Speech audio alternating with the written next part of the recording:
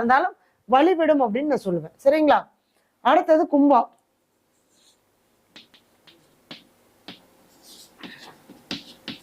கும்பத்துல என்ன நட்சத்திரம்? கர்ம நட்சத்திரம், குருவுடைய நட்சத்திரம், பூரட்டாதி நட்சத்திரம். இது சனியுடைய வீடு பிளஸ் மாந்தி. அப்ப என்னாச்சு? குரு சனி சேர்ந்தாலே பிரம்மஹத்தி தோஷம், பிரம்மஹத்தி சாபம். பிளஸ் மாந்தி இருந்தா கும்பம் போயிட்டு இருக்கு. இப்பதான் ஆரம்பிச்சு. அதாவது இப்ப கும்பத்துல மாந்தி இருந்தா, மாந்தி மீன்ஸ் கர்ம நட்சத்திரத்தில் மாந்தி நின்றான். நான் இன்னும் பாவ ரீதியை சொல்லல, இந்த 12 பாவத்துக்கு எப்படி இருக்குன்றத சொல்றேன். இப்ப இந்த கர்ம நட்சத்திரத்தை முடிச்சுட்டு அடுத்து மாந்திக்கு போயிடலாம். இப்ப 353 பேர் பார்த்துட்டு இருக்கீங்க. வீடியோ எல்லாரும் ஒரு டபுள் டாப் பண்ணி லைக் பண்ணிட்டே பாருங்க.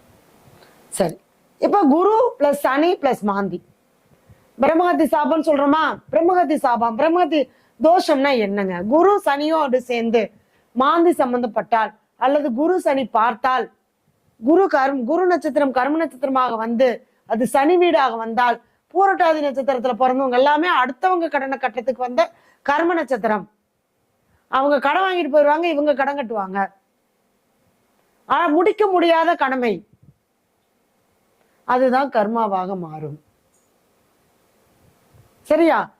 அந்த அதாவது குரு சனினா பிரம்மஹத்தி சாபம். பிரம்மஹத்தி தோஷம் எப்படி ஏற்படும்?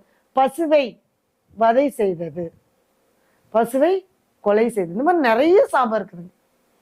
பசுவை வஞ்சிக்கிறது, அடிக்கிறது, அதுக்கு தீவனம் போடாம இருக்கிறது, நம்மளுடைய தேவைகளுக்காக அதனுடைய உடலை கஷ்டப்படுத்துவது, அதனுடைய ஆத்மாவை கஷ்டப்படுத்துவது, இது எல்லாமே சாபமா மாறும். ஒன்றும் இல்லை, ஒரு பறவைய நீங்க கூண்டுல அடிச்சு வச்சு வளர்த்துனீங்கனால அது சாபம் தாங்க, பறவை சாபம்.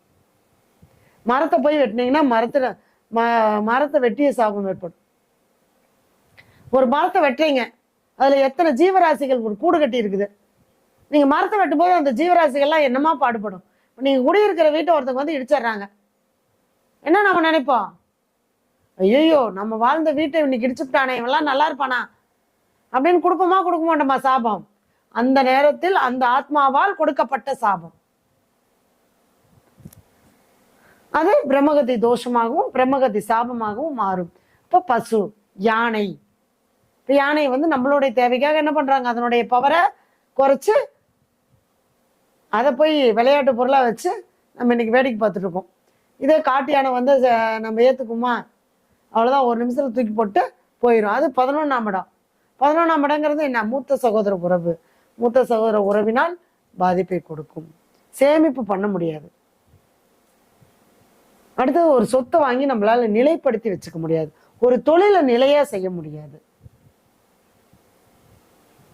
பணம் யாருக்காவது கொடுத்தா திரும்பி வராது. அதனாலதான் சொன்னேன், பூரட்டாதி நட்சத்திரம் கர்ம நட்சத்திரமா இருக்கிறதுனால அதுல சந்திரன் நின்னா கண்டிப்பாக வட்டிக்கு வாங்கி வட்டி கட்டுற சூழ்நிலை ஏற்படும்.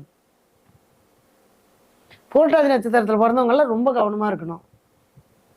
கடன் இருந்துகிட்டே இருக்கும், நோய் ஏதாவது ஒண்ணு தொந்தரவு கொடுத்துட்டே இருக்கும், வழக்கு நமக்கு சம்மந்தமே இருக்காது, நம்ம பாட்டுக்கு சிவனேன்னு இருப்போம், வந்துடும், பஞ்சாயத்து வந்துடும்.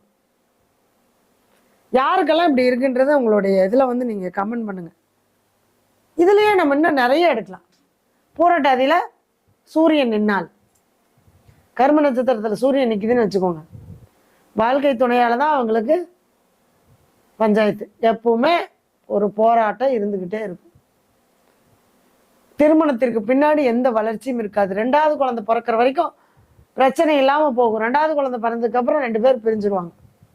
நிறைய உதாரண ஜாதகங்கள், நிறைய அனுபவங்கள். அடுத்தது ஒரு வளர்ச்சியவே கொடுக்க. அது சந்திரன்னா சொல்லிட்டு அடுத்தவங்க கடனை கட்டுறதுக்கு அப்படின்னு. புதன்னா என்ன? குழந்தைகளாலேயே மனக்கவலை, குழந்தைகளாலே அவமானம், குழந்தைகளால மட்டும்தான் எப்பவுமே ஒரு குறை இருந்துகிட்டே இருக்கும். குழந்தைங்க வாழ்க்கையில ஒரு குறை இருந்துகிட்டே இருக்கும். அப்ப இந்த சாபங்களை எல்லாம் நம்ம எப்படி நிவர்த்தி பண்றது? அதுக்கான சொல்யூஷன் என்ன?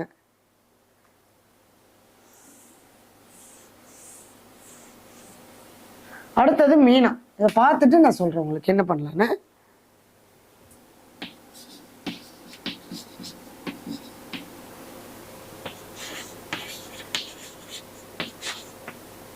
மீனத்துல என்ன நட்சத்திரம்? உத்திரட்டாதி. உத்திரட்டாதி ஏற்கனவே சனி பகவானுடைய நட்சத்திரம். இங்க சனி பிளஸ் குரு பிளஸ் மாந்தி. இங்க இந்த பெரியவங்க எல்லாம் பார்த்தீங்கன்னா ஒரு வீட்டில் வேலை செய்கிறாங்கன்னு வச்சுக்கோங்களேன், ஏதாவது ஆயிடுச்சு அப்படின்னா பெரியவங்க ஏதாவது ஆயிடுச்சு அந்த வீட்லேயே அவங்க அடக்கம் பண்ணிடுவாங்க. யாருக்கும் தெரியாம ஒரு திடீர்னு ஒரு அகால மரணம் ஏற்பட்டுருச்சு, இவங்களால அந்த மரணம் ஏற்பட்டுச்சு அப்படின்னா அந்த வீட்லயே புதைச்சிடுறது. இப்போ பசுமாடு இறந்துருச்சுன்னா அந்த பூமியிலேயே புதைச்சிடுறது. இந்த மாதிரியான விஷயங்களால் ஏற்பட்ட சாபம். குரு சனின்னா பசுமாடு. அந்த வீட்டில் பசுமாடு வந்து பார்த்தீங்கன்னா தங்காது. பசுமாடு முதல்ல வராது, உள்ளேயே வராது. அதே மாதிரி நீங்க பசுவுக்கு ஏதாவது கொண்டு கொடுத்தீங்கன்னா அது வாங்காது. இந்த பிரம்மகத்தி சாபம் இருக்கிறவங்க. அடுத்து அங்க குரு சனி பிளஸ் புதனுடைய மாந்தி பிளஸ் அது 12ஆம் இடம். இந்த சுடுகாட்டில் போய் மாந்திரிகம் பண்ற மந்திரம் பண்றேன்னு சொல்லி எல்லாம் ஏமாத்துவாங்க இல்லையா, அந்த மாதிரியான விஷயத்தினால் முன்ஜென்மத்தில் செய்த சாபம். இப்ப நம்ம யாரையுமே ஏமாத்தக்கூடாதுன்னு நினைப்போம், ஆனா முற்பிறவியில் அந்த வேலையை தான் செஞ்சிருப்பாங்க. இப்ப பாத்தீங்கன்னா அந்த மயானம் இருக்கக்கூடிய பூமியில தான் இவங்களுடைய வீடே அமையும், சொத்தே அமையும். அதுதான் இவங்களுக்கு சாபமாக வரும். ஒரு இறப்பு காத்துக்கிட்டே இருக்கும். நிறைய இருக்கு, நிறைய விஷயம் இருக்கு. ஒவ்வொன்றையும் நம்ம எடுத்தோம்னா தோண்ட தோண்ட வந்துகிட்டே இருக்கும். அப்ப உங்களுடைய ஜாதகத்துல கர்ம நட்சத்திரத்துல எந்த கிரகம் நிக்குது, அது உங்க லக்னத்துக்கு எத்தனாம் பாவமா வருது அப்படின்னு பாத்தீங்கன்னா அது அக்யூரேட்டா அதனுடைய கர்மா என்ன, அந்த கர்மாவுக்கு உண்டான சில வழிபாடுகள் என்ன அப்படிங்கறத நம்மளால செய்ய முடியும். இந்த கர்ம நட்சத்திரத்துல வந்து நிக்கக்கூடிய கிரகங்கள் தன்னுடைய கொடுக்க வேண்டிய பலன்களை மாறுபட்டே கொடுக்கும். அது யோகியா இருந்தாலும் சரி, கரணநாதனா இருந்தாலும் சரி, கிரக உச்சமா இருந்தாலும் சரி, ஆட்சியா இருந்தாலும் சரி, அதுக்கான பலன்களை கொடுக்கவே கொடுக்காது. எப்ப கொடுக்கும் அப்படின்னா இந்த கர்ம நட்சத்திரத்துக்கு உண்டான நிவர்த்தி பண்ணதுக்கு அப்புறம் அதுக்கு கொடுக்க வேண்டிய பலனே டபுள் மடங்கா கொடுக்கும். நமக்கு மைனஸ் எதுவோ அதான் பிளஸ். அப்ப மைனஸ் போனோடனே பிளஸ் தன்னால வந்துடும். இது நம்மளுக்கு கர்ம நட்சத்திரத்துக்கு உண்டான விஷயம். சரிங்களா? அடுத்தது நம்ம என்ன பண்ண போறோம் அப்படின்னா மாந்தியை பத்தி பார்க்க போறோம். மாந்தி ஒவ்வொரு பாவத்துல இருந்தா எந்த மாதிரி, ஏன்னா மாந்தி கர்ம நட்சத்திரத்துல இருந்தா எந்த மாதிரியான பலன்கள் சொல்லிட்டேன்.